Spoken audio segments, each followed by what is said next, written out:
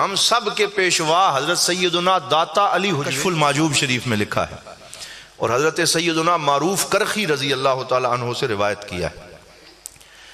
میں اکثر اپنے دوستوں سے کہا کرتا ہوں کہ صوفیاء کرام کی کتابوں کا مطالعہ کیا کریں، بالخصوص جو اللہ کے ولیوں کی کتابیں ہیں ان کا مطالعہ کیا کریں۔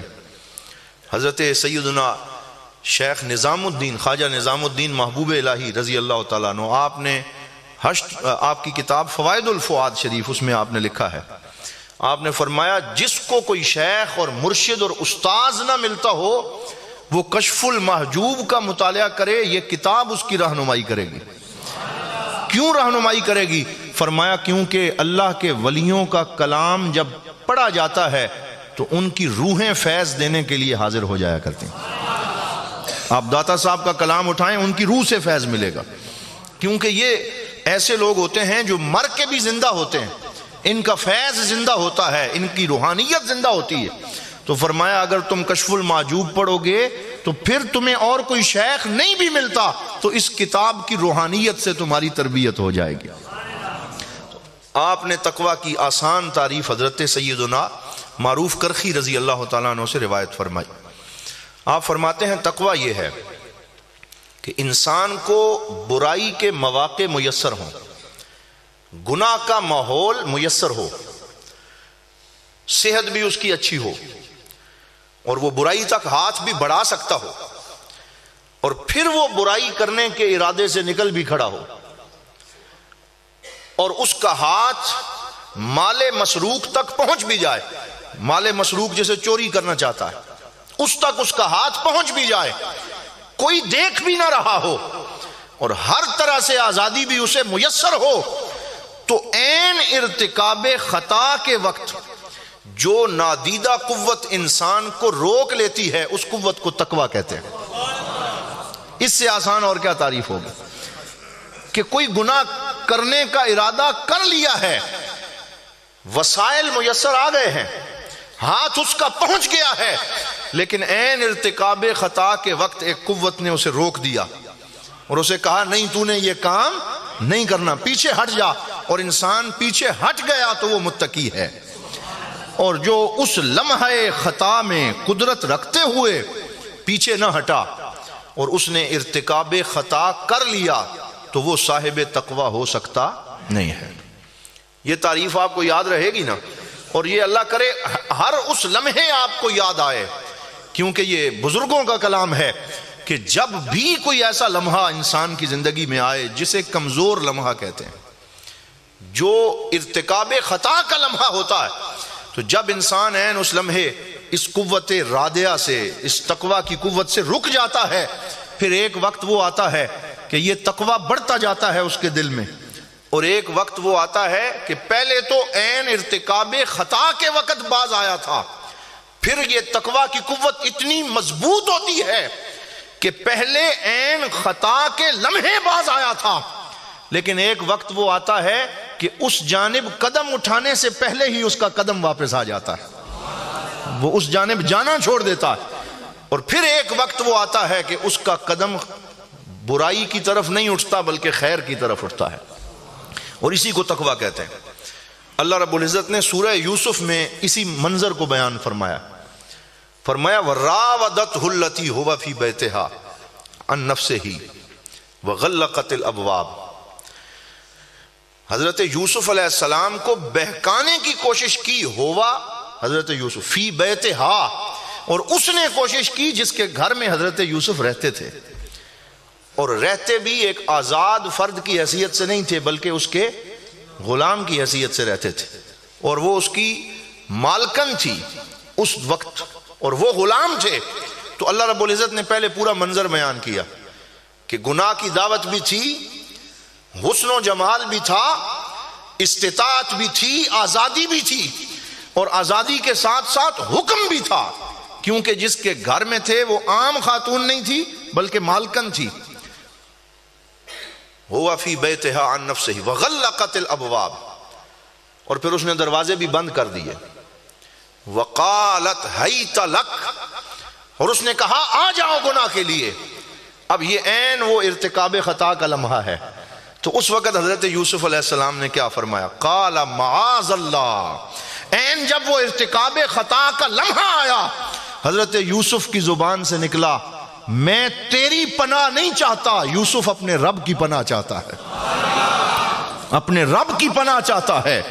انہو ربی احسن مثوائی، میرا رب بہترین ٹھکانہ ہے میرے لیے، اور وہ اس کی بارگاہ میں خیر کا ارادہ کرنے والے کامیاب ہوتے ہیں، ظالم کبھی بھی کامیاب نہیں ہوتے۔ تو اب آگے اللہ نے کیا فرمایا؟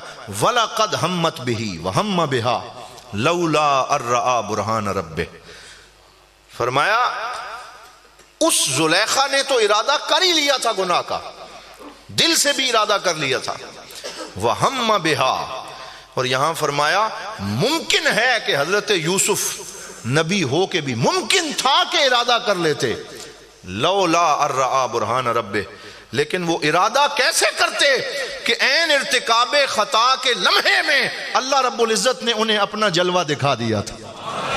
یہ قرآن کی آیت کا ترجمہ ہے، ان کو اللہ نے اپنی برہان دکھا دی، اپنا جلوہ دکھا دیا، اور وہی وہ جلوہ ہے جس کو صوفیاء کرام نے تقویٰ سے تعبیر کیا ہے کہ جب عین غلطی کا لمحہ آئے تو انسان کو اللہ رب العزت کا جلوہ، اس کی صورت، اس کا ڈر، اس کا خوف سامنے آ جائے، تو وہی ہے جس کو لوگ متقی کے لقب سے یاد کرتے ہیں۔ تو یہ میں نے قرآن کریم کی روشنی میں 2 آیتوں کا ترجمہ کیا ہے۔ اب آئیے ایک صوفی بزرگ کی حکایت سے اس کو مزید آپ کے لیے آپ کی فہم کے قریب میں کرتا ہوں۔ کشف المعجوب شریف میں حضور داتا صاحب نے یہ حکایت لکھی ہے کہ حضرت سیدنا حسن بصری رضی اللہ تعالیٰ عنہ، آپ کا شمار کبار اہل تصوف میں ہوتا ہے، اور آپ حضرت سیدنا علی المرتضیٰ کے ڈائریکٹ خلیفہ بھی ہیں اور شاگرد بھی ہیں، اور جو چشتی سلسلہ ہے ہمارا، اس میں ہمارا اتصال حضور کی بارگاہ تک حضرت سیدنا حسن بصری کے واسطے سے ہے، یعنی اگر آپ کا واسطہ درمیان میں نہ ہو تو سلسلہ چشتیہ کا اتصال حضور کی بارگاہ تک ہوتا ہی نہیں ہے۔ تو ہمارا فیض اہل چشت کا حضرت امام حسن بصری کے ذریعے حضرت خواجہ عبد الواحد بن زید تک پہنچتا ہے، وہاں سے حضرت فضیل ابن عیاض تک پہنچتا ہے، وہاں سے حضرت جنید بغدادی تک پہنچتا ہے، وہاں سے سلسلہ در سلسلہ حضرت حاجی شریف زندنی تک پہنچتا ہے، پھر حضرت خواجہ عثمان ہارونی تک، اور وہاں سے چشت کے تاجدار حضرت خواجہ معین الدین چشتی اجمیری تک پہنچتا ہے۔ تو یہ پورا سلسلہ چشتیہ ہے، تو اس کا مدار حضرت امام حسن بصری پہ ہے، اور اس پہ کچھ لوگوں نے اختلاف بھی کیا ہے اور کہا کہ امام حسن بصری کی ملاقات حضرت علی سے ثابت ہی نہیں، لیکن اس میں پھر حضرت خواجہ فخر جہاں دہلوی، خواجہ فخر الدین فخر جہاں دہلوی، آپ نے پورا رسالہ تصنیف فرمایا جس کا نام ہی یہ ہے رسالہ فی سماع الحسن عن علی ابن ابی طالب، اور اس میں انہوں نے ثابت کیا کہ حضرت امام حسن بصری نہ صرف حضرت علی کے شاگرد ہیں بلکہ وہ حضرت علی سے اپنے نبی پاک کی حدیثیں بھی روایت کرتے ہیں۔ تو ان کے بارے میں حضرت سیدنا داتا علی حجویری آپ لکھتے ہیں، آپ فرماتے ہیں کہ ان کے کافی سارے شاگرد تھے، وہ کوفہ کی جامعہ مسجد میں درس دیتے تھے۔ ان کے شاگردوں میں سے ایک بندے کا نام تھا حضرت حبیب اجمی رضی اللہ تعالیٰ عنہ، بہت بڑے صوفی بزرگ تھے، اور وہ بڑئی کا کام کرتے تھے، لکڑی والا کام کرتے تھے، اور حجاج بن یوسف کا دور تھا، وہ بڑا ظالم حکمران تھا۔ تو حجاج بن یوسف کبھی بھی کسی بڑے صوفی بزرگ تابعی اور صحابہ کے ارد گرد مجمع جمع نہیں ہونے دیتا تھا۔ بادشاہوں کو ہمیشہ خوف ہوتا ہے فقیروں سے کہ کہیں ہمارے تخت کی چولیں ہلنا نہ شروع ہو جائیں۔ تو جب کوفہ کی جامعہ مسجد میں حضرت امام حسن بصری کے گرد عاشقوں کا ہجوم بڑھتا چلا گیا، ان کے تلامذہ اور شاگرد بڑھتے چلے گئے، تو اس کو خطرہ ہو گیا کہ کہیں امام حسن بصری میرے لیے مشکل کا باعث نہ بن جائے، تو اس نے اپنے سپاہی بھیجے کہ جاؤ انہیں بلا کے پکڑ کے لے آؤ۔ حضرت امام حسن بصری کو پتہ چلا، تو آپ کبھی بھی حکمرانوں کے دربار میں جانا پسند نہیں کرتے تھے، یہ بعض صوفیاء کا مسلک رہا ہے۔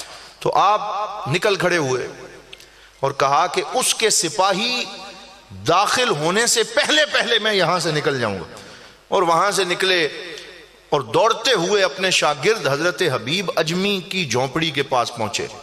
وہ ان کا ایک کچا کوٹھا تھا, مٹی سے لیپ دیا ہوا, اس کے باہر وہ لکڑی کا کام کر رہے تھے. یہ وہاں پہنچے. انہوں نے جب اپنے استاد کو آتے ہوئے دیکھا, کھڑے ہو گئے, ان کا احترام کیا, ان کی دست بوسی کی.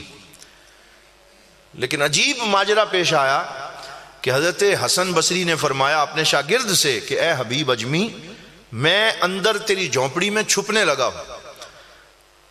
اگر حجاج بن یوسف کے سپاہی یہاں پہنچیں تو انہیں نہ بتانا کہ میں اندر ہوں, انہیں کہنا کہ حسن بصری ادھر نہیں آیا, اور انہیں واپس بھیج دینا.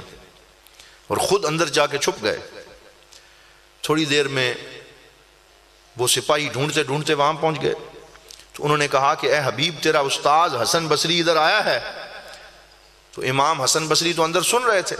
تو باہر حضرت حبیب اجمی نے تھوڑی دیر توقف کرنے کے بعد کہا ہاں وہ آیا ہے, وہ اندر چھپا ہوا ہے, اندر ہی ہے.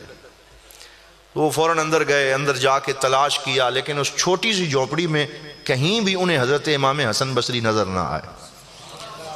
وہ ڈھونڈتے رہے, نظر ہی نہ آئے. وہ باہر نکلے. انہوں نے کہا بھائی کیسی بات کرتے ہو, بزرگ آدمی ہو لیکن سچ بات نہیں کرتے, اندر تو تیرا استاد نہیں ہے. کہا میں جھوٹ نہیں بولتا, وہ اندر ہی ہے. وہ پھر گئے, پھر نظر نہ آئے. وہ انہیں کوستے ہوئے, برا بھلا کہتے ہوئے سپاہی واپس چلے گئے. آپ اپنے کپڑے جھاڑتے ہوئے باہر نکلے حضرت امام حسن بصری, اور فرمایا اے حبیب, آج تم نے میرے ساتھ کیا کر دیا تھا؟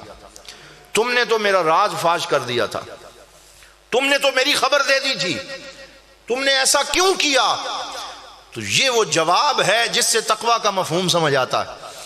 آپ نے فرمایا, حضرت حبیب اجمی نے فرمایا اے میرے استاد گرامی, میں آپ کے حکم کے مطابق آج زندگی میں پہلی دفعہ یہ بات کرنے لگا تھا جو حقیقت کے خلاف تھی, لیکن عین اس لمحے جب میں یہ بات اپنی زبان سے نکالنے لگا, اسے کہتے ہیں لولا ارآ برہان رب, کہ کبھی اللہ والوں کو اللہ بچاتا ہے, وہ ان کی دستگیری فرماتا ہے.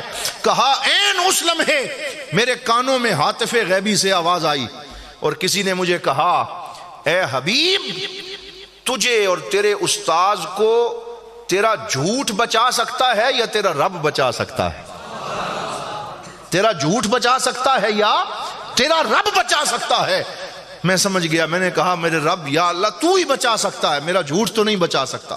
اور میں نے فوراً ان سے کہا کہ میرا استاد اندر ہی ہے.